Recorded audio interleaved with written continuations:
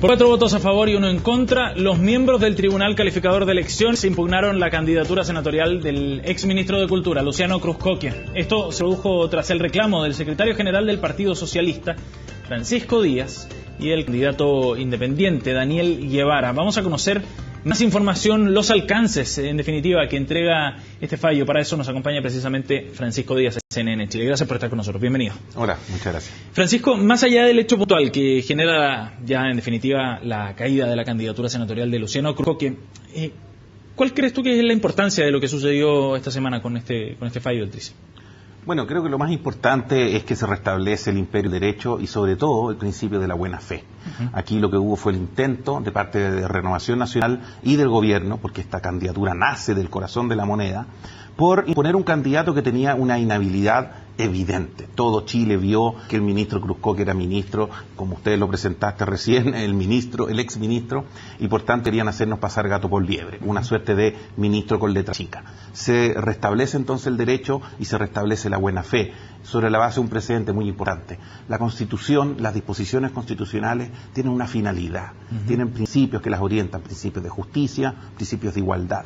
Y lo que hizo el tribunal fue precisamente avalar esa tesis finalista antes que la mera interpretación de un resquicio o de una letra de la Constitución. Pero en el fondo esto no significa o no da pie para que todas estas leyes se puedan reinterpretar de alguna manera o buscar su finalidad más que efectivamente lo que dice textualmente la ley, porque en este caso tiene efectivamente rango de jefe de servicio Luciano Cruzcoque, no de ministro. Mira, nosotros siempre asumimos que Luciano Cruzcoque no era ministro de Estado según se señala en la Constitución y en la ley de los ministros, sino que era un jefe de servicio con rango ministerial. Y quizás si el éxito de nuestra gestión, en este caso ante el TRICE, se basó en ello. Nosotros asumíamos aquello. Lo que señalábamos era algo distinto, era este jefe de servicio con rango ministerial ejerce algunas facultades que solo los ministros pueden ejercer, y las enumeramos y las demostramos ante el tribunal, que participaba de las leyes, que firmaba decretos promulgatorios, que presentaba proyectos de ley al Congreso,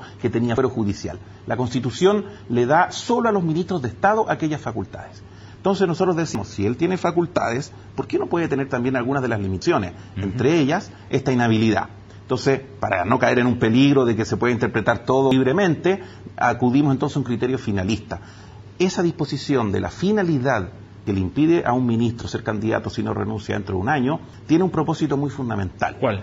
Ese propósito es que un ministro en ejercicio o ahora un jefe de servicio con rango de ministro no se aproveche del cargo, no se aproveche de las prerrogativas, de las facultades, de los recursos que asigna, del poder comunicacional que tiene un ministro de Estado para beneficiar el territorio donde pretende ser candidato. Para ello se le establece una inhabilidad de un año que se cree es un plazo prudente para que se acaben todo ese tipo de intromisiones. Pues bien, Luciano Cruzcoque no renunció dentro del año, sino que renunció recién en mayo, y semanas antes había estado precisamente en Antofagasta inaugurando centros culturales, paseándose por la ciudad, dando entrevistas como ministro, es decir, cayendo pero precisamente en la finalidad del artículo 57 número 1 de la Constitución. Pero hay algunos que dicen que esto es como tratar de ganar por secretaría finalmente, porque ahora el triunfo de la dupla de candidatos senatoriales de la nueva mayoría y la posibilidad de un doblaje queda mucho más a la mano. ¿No es esto evitar la competencia precisamente? No, por favor. Acá, así lo plantea Luciano Cruzcoque también. Sí, pero a llorar a la FIFA, lo siento. O sea, acá el único que trató de ser candidato por secretaría fue Luciano Cruzcoque, el gobierno y Renovación Nacional. Él estaba impedido, éticamente impedido y legalmente impedido, como lo ha señalado ahora el TRICE, con un voto contundente, mayoritario, 4-1, sí. 3 distinguidísimos miembros de la Corte Suprema y además con el voto favorable de un ex senador de Renovación Nacional, como es Mario Ríos. Así que, lo siento, acá no hay secretaría, esto es la ley, son las instituciones. El que quiso pasar por secretaría para ser candidato fue Luciano Cruzcoque. ¿Qué mensaje crees tú que nos está mandando está mandando el TRICE a los políticos, a la clase política, con de la manera en que se votó también, ese 4-1? Creo que hay dos mensajes, un mensaje jurídico y un mensaje político. El mensaje jurídico ya lo reseñé brevemente hace pocos instantes. Sí. La Constitución es un conjunto de principios y normas. Son evidentemente normas positivas que están muy bien escritas, bueno, pero también hay principios que la orientan y la informan. Tú tienes que respetar esos principios. En este caso, el principio de la buena fe, de la igualdad ante la ley, el principio de la separación de poderes. Por tanto, cabe interpretar la Constitución con un criterio un poco más amplio que la mera interpretación literal de sus palabras. Pero hay un mensaje político muy importante a mi juicio, y es la buena política. Es la buena política. Es decir, tú no puedes pretender ir haciendo política sobre la base de triquiñuelas y saltando el espíritu de las normas, y sobre todo, si por eso creo que este juicio además generó tanta controversia, porque atentaba contra el sentido común. Si todos le decían ministro al ministro Cruzcoque, uno todavía le dice exministro. Entonces, atentar al sentido común y venir a arguir una pequeña diferencia administrativa de que el jefe de servicio con rango, bla, bla, bla, creo que es lo que queda patente. La buena política se hace con buenos políticos, con buenos principios de cara a gente y sin estas leguleyadas chiquititas que solo hacen, que pretenden obtener ventajas pequeñas. ¿Cómo queda el escenario político entonces ahora para la nueva mayoría? Me imagino que también sacan buenas cuentas en ese aspecto, ¿no? Mira, me lo han preguntado toda esta semana después del juicio, y la verdad yo digo algo. Primero, yo no soy experto en la región de Antofagasta, no tengo ningún antofagastómetro que me permita decir cómo está la situación por allá. Lo único que puedo decir es que nosotros anunciamos que íbamos a presentar esta impugnación antes de que estuviera siquiera definido el elenco de candidatos de la segunda región. Yo anuncié esta impugnación porque me parecía que atentaba contra cualquier principio de la buena fe, y lo anunciamos antes de, por ejemplo, de saber de que el senador Cantero iba por fuera de esta lista. Por tanto, si hoy día la alianza se encuentra en esta situación de tener dos candidatos, uno en la lista de la alianza solo y otro como independiente solo también, y que no suman votos, no es culpa. Ahora, evidentemente, no nos engañemos, la aritmética no los favorece. Estas dos candidaturas no se suman, las nuestras sí se suman, la de Araya con Guille, y por tanto las posibilidades de volar son más altas. Pero con voto voluntario todo puede pasar, ese partido hay que jugarlo hasta el último minuto. Pero me imagino que las posibilidades de lograr una victoria más contundente en las parlamentarias se va reforzada después de lo que pasó esta semana. No, es verdad, insisto, aritméticamente es más fácil doblar que lo que era antes. Y por además tenemos una muy buena dupla. Araya con Alejandro Guille podría ser mayoría nacional, dicen algunos ya. Guille es un excelente candidato, pero Pedro Araya también. Pedro Araya tiene una gran raíz en Antofagasta, es un diputado con muy alta votación, por tanto podemos efectivamente ahí obtener un doblaje. No lo sabemos, hay que competir, hay que seguir en campaña y ganar. Vamos a ver que Renovación Nacional, la Alianza, no les camoteen a la gente la posibilidad de tener a Cantero y a Rojas y obliguen a algunos de los dos a bajarse. Bueno, pero eso ya es resorte de ellos. Le preguntaba por la conformación de este triunfo, digamos, las posibilidades de lograr un triunfo contundente en las parlamentarias, porque la candidata presidencial de la nueva mayoría, Michelle Bachelet, ha sido enfática en eso, en la necesidad de triunfar también en las parlamentarias. ¿Creen ustedes que están en mejor pie efectivamente para lograr ese triunfo también en las parlamentarias? Bueno, es un objetivo muy relevante para la nueva mayoría. Pero por cómo se ha ido configurando el escenario. Efectivamente, yo creo que ya entrando en un análisis más global, yo creo que lo que este fallo demuestra así en la derecha es un aspecto más preocupante. Y es que si tú te fijas bien, la derecha para sus candidatos al Senado no ha recurrido a liderazgos locales, sino que tiende a privilegiar liderazgos santiaguinos que los exporta a las regiones. En cambio, la nueva mayoría, por regla general, lleva grandes liderazgos regionales y que a través de la región se transforman en liderazgos nacionales. No, siempre ha sido así. Por eso digo, en esta elección, en su mayoría, los candidatos tienden de la nueva mayoría a tener un liderazgo regional, en cambio la alianza no. De hecho, por ejemplo, Evelyn Matei cuando renunció a ser ministra, llevaron al diputado por Melipilla a la cuarta región. Ena von Baer hoy día es candidata por Valdivia, en circunstancia que ella es de Temuco. Iván Moreira, ni hablar, está de candidato en Puerto Montt. Lo mismo pasaba con Luciano Cruzcoque, candidato por Antofagasta, y así suma y sigue. La manera como la alianza mueve sus piezas habla de que les ha costado crear y constituir liderazgos regionales. En la nueva mayoría, en cambio, lo que está ocurriendo es un proceso, es que surgen estos liderazgos regionales. Fíjate que en Antofagasta son 2 liderazgos de ahí. Guille, que claro, hizo su carrera acá en Santiago, pero es de ahí, es de ahí originalmente, hasta grande. Pedro Araya, un liderazgo regional. Pero a Camilo Escalona tuvieron que hacerle un espacio en Concepción. Camilo Escalona va por Concepción, Camilo Escalona fue diputado por Concepción hace pocos periodos, pero ¿por qué se generó todo ese embrollo? Acuérdate, porque había un liderazgo regional muy potente, Rabindranath Quinteros, en la 10ª región.